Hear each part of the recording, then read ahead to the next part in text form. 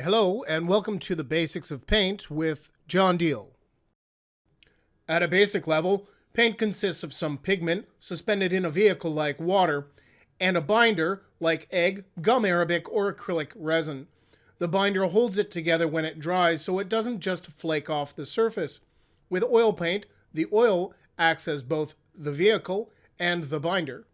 As long as 40,000 years ago, perhaps even longer, paint was as simple as using ground minerals like iron oxide, ochre, or hematite mixed into animal fat, or the calcium-rich water found in caves.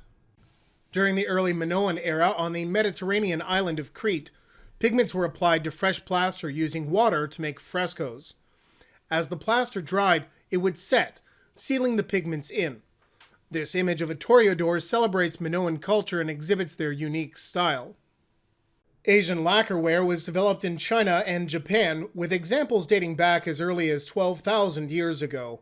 This medium used the sap from a local tree that could be thinned with alcohol or mixed with drying oils such as perilla oil or cedar oil, often used to adorn ornate boxes with its iconic red cinnabar or black designs. This example of a painted scene comes from the later Zhou dynasty. Pigment mixed into beeswax was used by early Egyptians to make encaustic paint. Due to its viscosity when heated and hardness when cooled, its excellent adhesion and its preservative properties, it became a favored medium. Portraits of the dead, commonly referred to as mummy paintings, would adorn the sarcophagi of prominent revered figures or well-loved relatives. While also being an ancient technique, let's try that again. While also being an ancient technique dating back to the early Egyptians, egg tempera eventually replaced encaustic painting during the Byzantine, medieval, and early Renaissance eras. A simple mixture of pigment, water, and egg was sometimes accompanied by liquid myrrh to create a multi-sensory experience for the viewer. The early Renaissance saw artists experiment with suspending pigments in oils. Most notable was Jan van Eyck, who was one of the early pioneers of the novel process. Raw pigment is ground into a fine powder and added to a drying oil such as linseed, which acts as both vehicle and binder. Later artists would experiment with adding more oil for glazes, commonly referred to as a fat mixture. Others would thin it with turpentine for underpainting, referred to as a lean mixture. It is important to remember to always paint fat over lean. Otherwise, the leaner top layers will dry quicker than the fatter bottom layers, and the paint will crack. Artist oil paint is, at its basic formulation, pigment suspended in a drying oil. This is most commonly linseed oil. Early formulations could have also used gum turpentine distilled from a pine tree resin to give it a glossy sheen. Modern oil paints like Winsor Newton, Old Holland, or Holbein use simply pigment and oil. Oil paint offers a long drying time, or, more accurately, the paint is hardened through a process called auto-oxidization. This permits a longer handling time, allowing the artist to blend colors better as well as to create luminous glazes. This also means that the oil painter needs to be patient to allow the paint to dry before working back on into the piece. There are two types of oils: drying oils and wet oils. Drying oils go through an exothermic chemical process that allows the oil to catalyze over time and dry. Linseed, walnut, poppy seed, and safflower oil are examples of this type. These are all good oils to use when painting to thin the paint if required, as they will dry over time. The most notable wet oil that is often used in painting is vegetable oil. This is used to thin the paint on your brush in the cleaning process. Do not use wet oils to paint with, as they will not dry and will only ruin your work. Only use these to clean your brushes with. There is a range of solvents on the market that can be used to thin oil paint and/or aid in cleaning up. They range in toxicity, with turpentine being considered more toxic than odorless mineral spirits. The solvent essentially breaks the molecular bonds of the oils and disperses them. This thins the oils and makes them easier to clean off of brushes. While artist-grade solvents are more refined and contain less impurities than industrial products, they should still be treated with caution.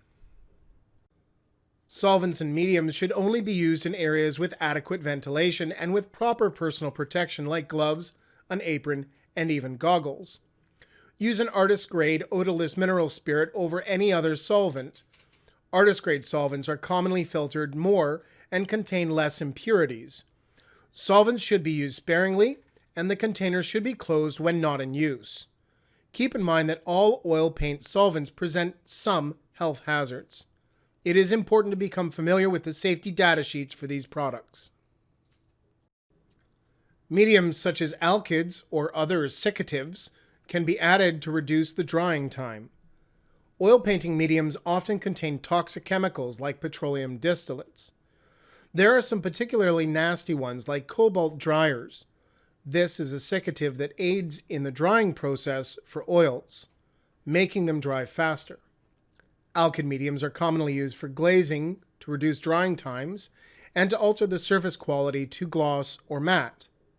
However, these mediums are toxic and should be avoided unless precautions are taken. Adequate ventilation and personal protective equipment need to be used to mitigate any risk of harm. During the 18th century, many ancient water-based mediums gained prominence in Europe, such as inks, gouache, and casein, which is made using milk protein.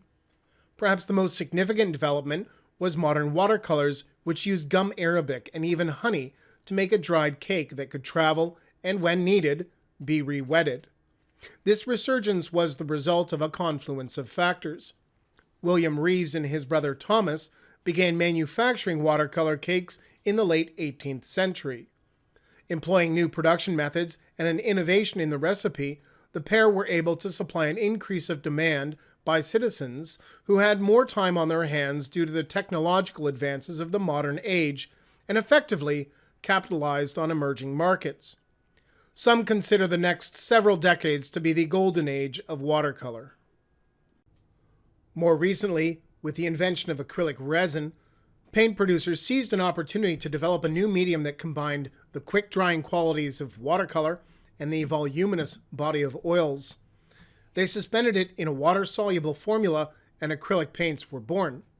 This new medium paved the way for a new development in art making. Several artists from the schools of abstraction, op art, abstract expressionism, and pop art, as well as illustration, took advantage of the thick body, the rich, wide range of colors, and ease of use to make some of the most notable works of art of the mid to late 20th century. Artists such as Andy Warhol, Bridget Riley, Mark Rothko, and David Hockney created stunning works with this medium. Acrylic paints, by and large, do not present any notable health risks, and since they clean up easily with water, toxic chemicals can be avoided with ease. Most all acrylic paints will contain some amount of ammonia and propylene glycol. These are not present at levels that would make the average person ill, according to the information divulged in the SDS. The water, ammonia, and propylene glycol will evaporate into the air as part of the drying process. In large amounts, propylene glycol can present a low degree of toxicity for aquatic life. Additionally, in many of the acrylic mediums that you can add to change the character of the paint, formaldehyde is used as a preservative.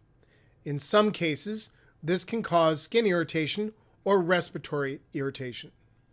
What is consistent here is what makes up the color, the pigment.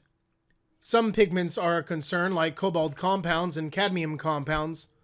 This is the case regardless of the type of paint. Be mindful of this if you are handling these pigments in their raw form or if they are going to be atomized or sprayed. Always wear a mask, eye protection, and gloves as a precaution in these instances.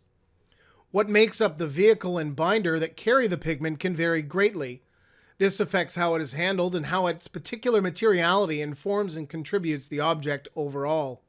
Watercolor, gouache, and ink are very fluid and dry quickly. Oils and acrylics have a buttery consistency, spread easily, and can be modeled using various tools and techniques and by adding mediums to alter their behavior. There is a unique tool that has emerged over the last several decades and given rise to a whole new genre of expression: the aerosol can. Spray paint, spray fixative, spray glues, and other aerosols are formulated with a number of toxic chemicals to propel the paint or other, and to keep the medium wet while being sprayed. Spray paints must always be used with proper ventilation or in an open air setting. That means not just outside, but outside where there is a good circulation of air. One should always wear a respirator when using spray paint. Gloves and eye protection are also important. As a side note, earlier chemical formulas for paints could contain a range of chemicals and pigments that were dangerous. Somewhat notorious for this, copper arsenic was used to create the infamous Scheele's green. Some even suspect that it was the green wallpaper in the building where Napoleon was exiled at St. Helena's that killed him. Thank you for joining me. As a final note, if you feel discomfort at any time when using chemicals, remove yourself from the area and get fresh air. If the problem persists, please seek help and consult a physician.